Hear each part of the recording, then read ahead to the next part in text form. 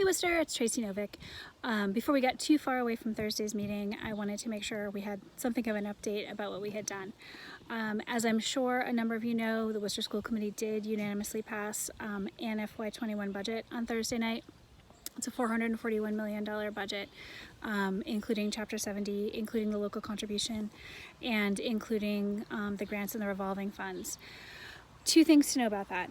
First, there are no position cuts in the budget. I know there was some confusion over the non-renewals that happened the week before last, and I know people who were non-renewed.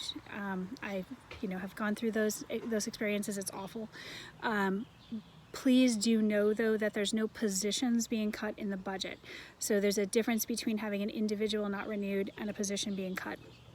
The budget as passed actually adds positions, so please do keep that in mind. However, and this is a major however, our budget is based on the governor's budget from January, House 2.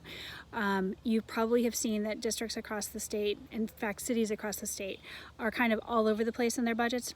That's because we don't have a state budget. We had the governor issue his budget in January, then the pandemic hit, and it kind of brought the whole state budget process to a screeching halt. Without that, we as a district really honestly have no idea where we're at. Remember that Worcester is a 70% state-funded district, and so without that Chapter 70 number, we really don't know where we're at. So as we move forward through this summer, as we start to get any kind of indication of where we're going to be, that's really going to be key. So do please keep that in mind, that I said it was a FY21 budget. I don't think it's necessarily going to be the FY21 budget. That's really, really important. That was kind of honestly part of my frustration with some of the conversation that happened this past week, to be honest. And without going into this at too great length, something that is important also to remember about Worcester is that we are among the very, very small handful of districts that are funded at foundation. The city funds us at just over what they legally are required to, not even a full percentage.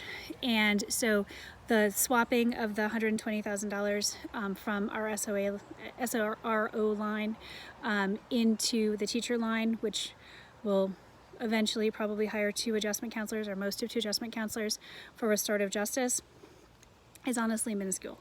And I don't say that in any way to disparage the importance of restorative justice, which I actually think is something that we should be pushing full throttle on. But I do want people to have a realistic understanding of when we have long conversations at the city level about the condition of the Worcester Public Schools or the number of school adjustment counselors.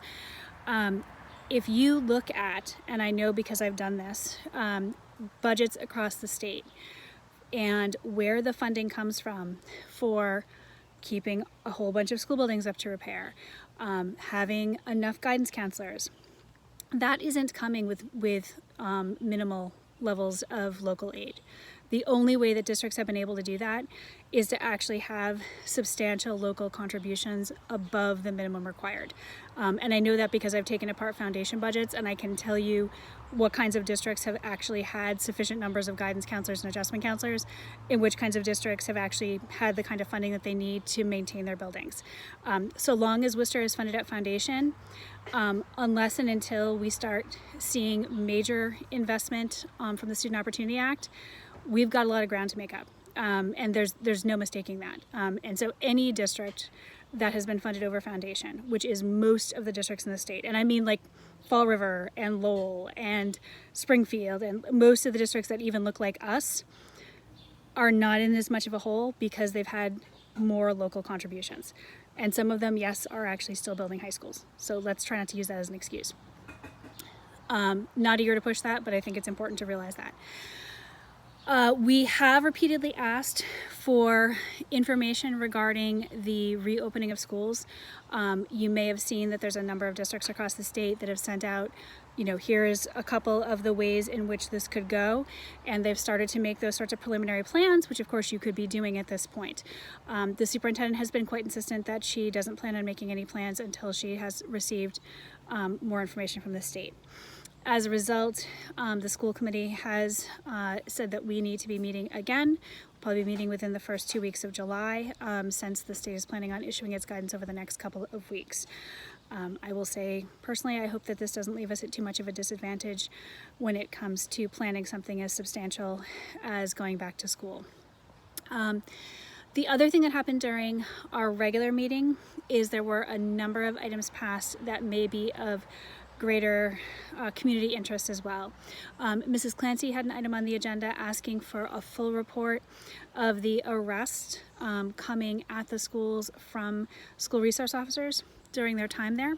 The mayor's instigation, we're asking for a full report, demographic data, and so forth. There also are a couple of other items related in other ways. I put on the agenda, Attorney General Mara Healy, about 2 years ago, I think, worked with the Association of Chiefs of Police, the Association of School Superintendents, and the Association of School Committees, and put together a model MOU for districts to adopt along with their police departments around school resource officers. I put that on the agenda. It's going to governance for us to be considering. There's also a couple of other items that were on there. The school committee is scheduling a retreat probably for early August for us to get some institutional bias training, which is not something the school committee has had. We are responsible for our own professional development, and we obviously need to be setting the kind of example that we intend the district to be following in our own experiences. So that's something that the committee passed, which I'm pleased to see going forward. And there's also been a lot of discussion of the sort of role of the teachers and role of school staff in having conversations around race and institutional and greater societal discrimination and the implications of that. And one thing that we haven't necessarily done as a district is given teachers both training on that and the therapeutic and institutional support for that. And in my own experience, far too often, those kinds of conversations frequently tend to fall much more heavily on Black and Latinx, Indigenous, and other groups that are sort of expected to lead those conversations, and that's not fair without institutional support and training. And so that item was intended to offer that kind of support. So those are all the things that are coming out of Thursday. If you have a chance to drop a line, two places. First of all, to our state delegation to plead with them to get us fully funded Chapter 70, and sooner rather than later, it would be useful on that. And then the other thing that we did have a brief conversation around is because of the way funding works for school nutrition, not feeding as many kids with the schools closed is putting our school nutrition into a deficit because we work on a reimbursement system from the federal government. If you have a chance to drop a line to your federal delegation, luckily we're really well represented when it comes to the Ag Committee with Representative McGovern here in Worcester.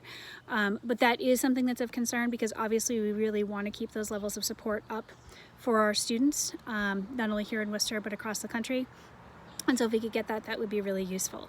At this point, we're really honestly keeping an eye on the federal government because we know that the state is waiting for there to be some indication from the federal government before they start to move on a state budget. So we'll just have to keep an eye on that. As always, if you have any questions, please drop me a line, and stay well, stay safe, stay home, and wear a mask. Thanks.